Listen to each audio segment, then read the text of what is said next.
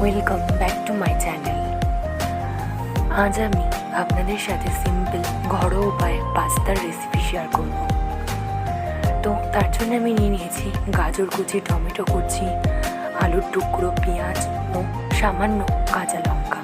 প্রথমে তেল গরম করে আলুটিকে ভেজে নেব। আলুটি ভাজা লাল লাল হয়ে গেলে দিয়ে দেব গাজর কুচি, সামান্য লবণ দিয়ে দেব। আলু ও গাজরটিকে ভালো করে লাল লাল করে ভেজে নেওয়ার পরে এবার টুকরো করে রাখা পেঁয়াজটিকেও দিয়ে দেব। সমস্ত সবজিটিকে ভালো করে নাড়াচাড়া করে ভেজে নেওয়ার পরে দিয়ে দেব টমেটো ও লঙ্কা কুচি।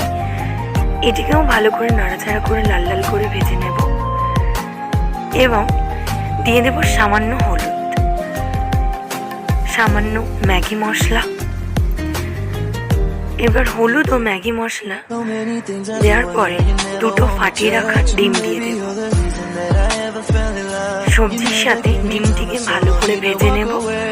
ভাজা হয়ে যাওয়ার পরে দিয়ে দেব সেদ্ধ করে রাখা পাস্তা ও ডিম, সবজি সমস্ত উপকরণকে একসাথে নাড়াচাড়া করে ভেজে নেব।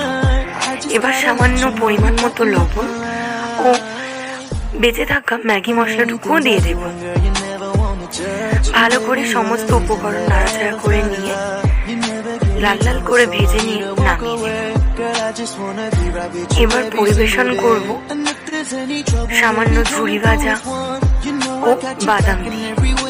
আমি পেঁয়াজ ও শসা দিই, আপনারা চাইলে পেঁয়াজ শসা সস ব্যবহার করতে পারেন। একবার বাড়িতে এভাবে ট্রাই করে দেখবেন, আশা করছি ভালো লাগবে।